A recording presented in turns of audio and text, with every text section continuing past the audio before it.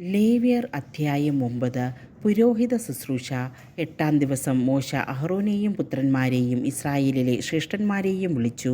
അവൻ അഹറോനോട് പറഞ്ഞു, പാപപരിഹാര ബലിക്കായി ഊനമറ്റ ഒരു കാളക്കുട്ടിയെയും ദഹനബലിക്കായി ഊനമറ്റ ഒരു മുട്ടാടിനെയും കർത്താവിൻ്റെ മുൻപിൽ സമർപ്പിക്കണം.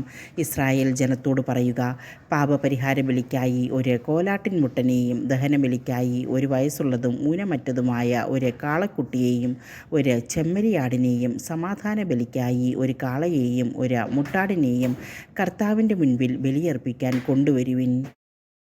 എണ്ണ ചേർത്ത ഒരു ധാന്യബലിയും അർപ്പിക്കുവിൻ. എന്തെന്നാൽ കർത്താവ് ഇന്ന് നിങ്ങൾക്ക് പ്രത്യക്ഷപ്പെടും. മോശ ആവശ്യപ്പെട്ടതെല്ലാം അവർ സമാഗമ കൂടാരത്തിൻ്റെ വാതിൽക്കൽ കൊണ്ടുവന്നു. സമൂഹം മുഴുവൻ അടുത്തുവന്ന് കർത്താവിൻ്റെ സന്നിധിയിൽ നിലകൊണ്ടു. അപ്പോൾ മോശ പറഞ്ഞു, നിങ്ങൾ ചെയ്യണമെന്ന് കർത്താവ് കൽപ്പിച്ച കാര്യമിതാണ്. കർത്താവിൻ്റെ മഹത്വം നിങ്ങൾക്ക് പ്രത്യക്ഷപ്പെടും. മോശ അഹറോനോട് പറഞ്ഞു, ബലിപീഠത്തിങ്കിലേക്ക് വന്ന നിന്റെ പാപപരിഹാര ബലിയും ദഹനബലിയും അർപ്പിക്കുക. അങ്ങനെ നിനക്കും ജനങ്ങൾക്കുമായി പാപപരിഹാരം ചെയ്യുക. ജനങ്ങളുടെ കാഴ്ചകൾ സമർപ്പിച്ച് അവർക്ക് വേണ്ടി പാപപരിഹാരം ചെയ്യുക. ഇങ്ങനെയാണ് കർത്താവ് കൽപ്പിച്ചിരിക്കുന്നത്.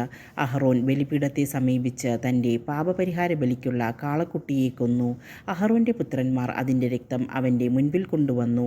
അവൻ വിരൽ രക്തത്തിൽ മുക്കി ബലിപീഠത്തിൻ്റെ കൊമ്പുകളിൽ പുരട്ടി. ശേഷിച്ച രക്തം ബലിപീഠത്തിന് ചുറ്റുമൊഴിച്ചു. കർത്താവ് മോശയോട് കൽപ്പിച്ചിരുന്നതുപോലെ ബലിമൃഗത്തിൻ്റെ മേധസ്സും വൃക്കകളും കരളിന് മുകളിലുള്ള നെയ്വലയും ബലിപീഠത്തിൽ വെച്ച് ദഹിപ്പിച്ചു. മാംസവും തോലും പാളയത്തിന് വെളിയിൽ വെച്ച് അഗ്നിയിൽ ദഹിപ്പിച്ചു. അഹറോൻ ദഹനബലിക്കുള്ള മൃഗത്തെയും കൊന്നു. അവൻ്റെ പുത്രന്മാർ അതിൻ്റെ രക്തം അവൻ്റെ അടുക്കൽ കൊണ്ടുവന്നു. അവനത് ബലിപീഠത്തിന് ചുറ്റും തളിച്ചു. ദഹനബലി മൃഗത്തിൻ്റെ കഷ്ണങ്ങളും തലയും അവർ അവൻ്റെ അടുത്ത് കൊണ്ടുവന്നു. അവനത് ബലിപീഠത്തിൽ വെച്ച് ദഹിപ്പിച്ചു. അതിൻ്റെ ആന്തരിക അവയവങ്ങളും കാലുകളും കഴുകി അതിനോടൊപ്പം ബലിപീഠത്തിൽ വെച്ച് ദഹിപ്പിച്ചു. അതിനുശേഷം അവൻ ജനങ്ങളുടെ കാഴ്ച സമർപ്പിച്ചു. പാപപരിഹാര ബലിയായി അവർക്ക് വേണ്ടി ഒരു കോലാടിനെ കൊണ്ടുവന്ന് കൊന്നു. അതിനെ ആദ്യത്തേതിനെ പോലെ അർപ്പിച്ചു. അനന്തരം ദഹനബലി വസ്തു കൊണ്ടുവന്ന വിധിപ്രകാരം സമർപ്പിച്ചു. പ്രഭാതത്തിലെ ദഹനബലിക്ക് പുറമെ ധാന്യബലിയും സമർപ്പിച്ചു. അതിൽ നിന്ന് ഒരു കൈ നിറയെ എടുത്ത ബലിപീഠത്തിൽ വെച്ച് ദഹിപ്പിച്ചു. അഹറോൻ ജനങ്ങൾക്ക് വേണ്ടി സമാധാന ബലിയായി കാളയെയും മുട്ടാടിനെയും കൊന്നു.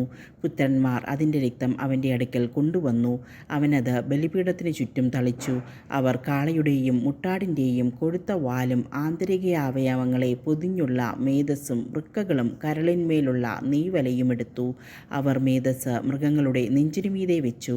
അവൻ മേധസ്സ് ബലിപീഠത്തിൽ വെച്ച് ദഹിപ്പിച്ചു. മോശ കൽപ്പിച്ചിരുന്നതുപോലെ നെഞ്ചും വലത്തേക്കുറകും അഹറോൻ കർത്താവിൻ്റെ സന്നിധിയിൽ നീരാഞ്ജനം ചെയ്തു.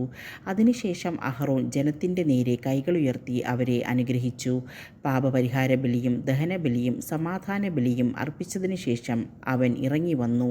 മോശയും അഹറോനും സമാഗമ കൂടാരത്തിൽ പ്രവേശിച്ചു. പുറത്തിറങ്ങി വന്ന് അവർ ജനത്തെ ആശീർവദിച്ചു. അപ്പോൾ കർത്താവിൻ്റെ മഹത്വം ജനത്തിന് പ്രത്യക്ഷമായി. കർത്താവിൻ്റെ സന്നിധിയിൽ നിന്ന് അഗ്നി പുറപ്പെട്ട് ബലിപീഠത്തിലിരുന്ന ദഹനബലിയും മേധസ്സും ദഹിപ്പിച്ചു.